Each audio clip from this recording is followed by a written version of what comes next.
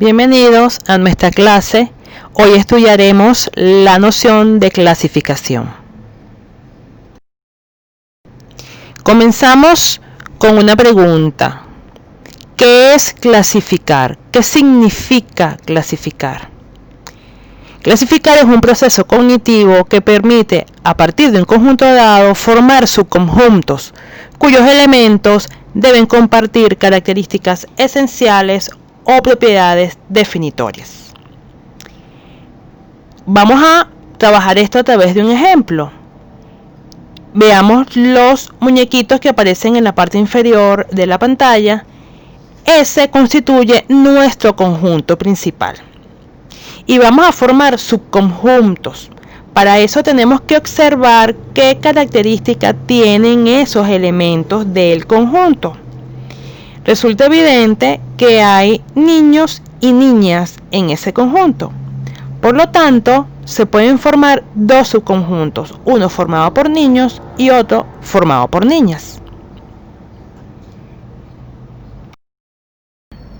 Entonces, para clasificar hay que considerar tres aspectos fundamentales. Lo primero es definir un criterio de clasificación, que en nuestro caso del ejemplo, ese criterio de clasificación es el género. Es decir, en un subconjunto están las niñas y en otro subconjunto están los niños. Lo segundo es que esos subconjuntos deben ser mutuamente excluyentes. Eso significa que un elemento no puede estar en los dos conjuntos al mismo tiempo. Solamente cada elemento debe estar en uno de los subconjuntos. Y en tercer lugar es que todos los elementos del conjunto principal dado se deben incorporar a alguno de los subconjuntos formados. Es decir, no pueden quedar elementos del conjunto principal sin pertenecer a ningún subconjunto. Veamos otro ejemplo de clasificación. En este caso, en la ilustración, en la foto, hay un conjunto formado por 17 pirámides que tienen tamaños distintos y también tienen 3 colores distintos. Ahí se observa claramente que hay pirámides amarillas, azules y rojas. Algunas de esas pirámides son base cuadrada y otras son de base triangular. Lo que el niño de preescolar hace inmediatamente si observa y tiene un conjunto de objetos como esto es clasificarlos por el color. De manera que ese sería el criterio de clasificación y ahí lo tenemos formados. 3 grupos, pirámides amarillas, pirámides azules y pirámides rojas. Si exploran un poco más los objetos, el niño se va a dar cuenta que hay tamaños distintos y entonces puede formar también 3 grupos de acuerdo al criterio de clasificación, en este caso que sería el tamaño. En un grupo están las pirámides grandes, en otro grupo están las pirámides medianas y en otro grupo están las pirámides más pequeñas. Esto evidencia que una misma colección de objetos puede clasificarse de diferentes maneras. Y eso depende entonces del criterio de clasificación que se establezca. La clasificación implícitamente involucra otros procesos cognitivos. Esos procesos son observar, comparar, relacionar, analizar y sintetizar. El primero de ellos, que es evidente y es el que se activa al tener los objetos, es observar. Y en esa observación lo que interesa es identificar las características de los objetos. En esa identificación se toma en cuenta un concepto que es el que define y que caracteriza a los objetos en general y que después también va a permitir diferenciar los objetos y formar los subconjuntos. En el ejemplo anterior de las pirámides, por ejemplo, un concepto podía ser el color.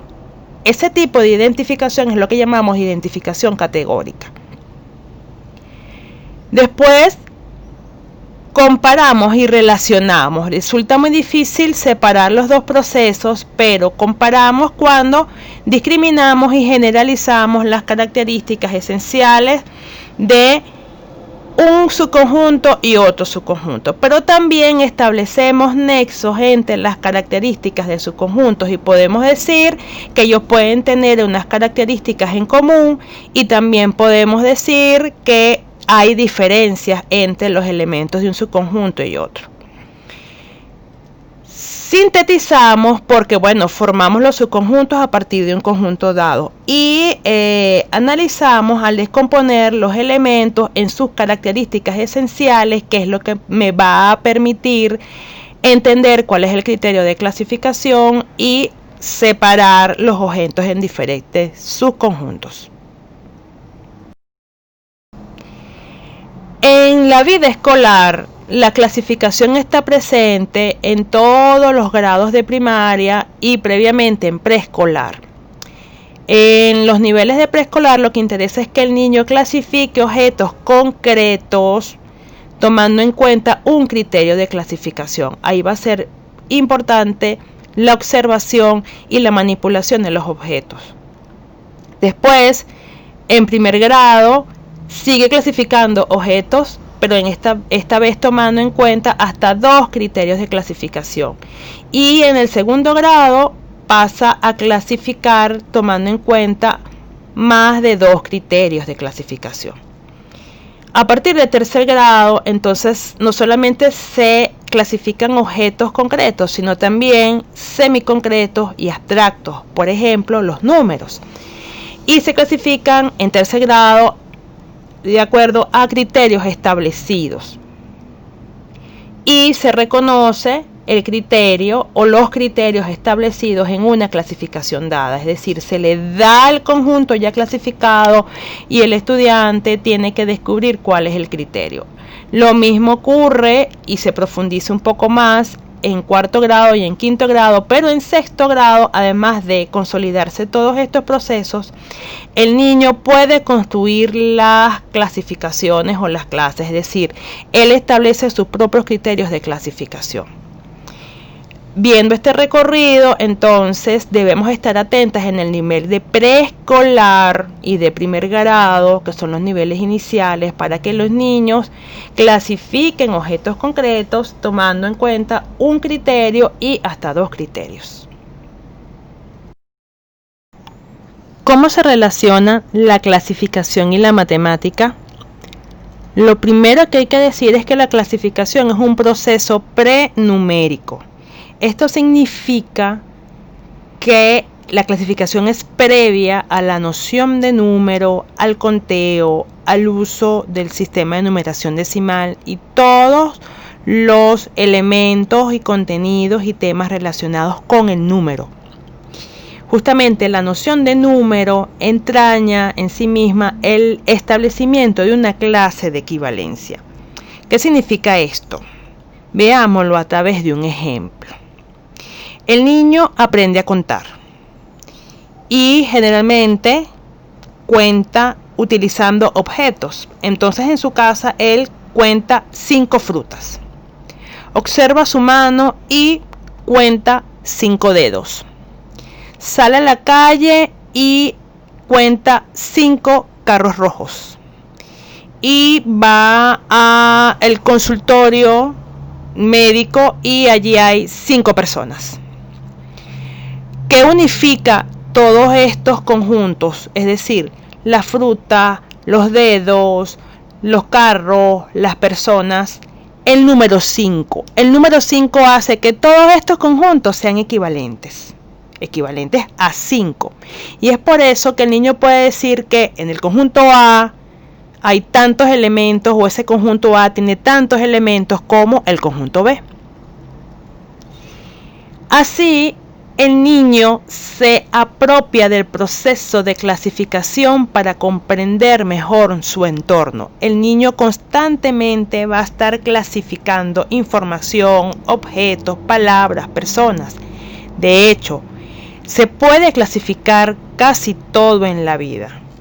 Nosotros trabajamos anteriormente un ejemplo donde clasificamos cuerpos geométricos, pero se pueden clasificar figuras geométricas. Triángulos, cuadrados, círculos, rectángulos. Se pueden clasificar palabras en agudas, graves y esdrújulas. Se pueden clasificar frutas, personas, letras, países. Los países se pueden clasificar por regiones, por continente, etc. De manera que el niño, de manera escolar y de manera cotidiana y vivencial, va a estar constantemente clasificando. Como siempre, les dejo las referencias que utilicé para elaborar esta presentación.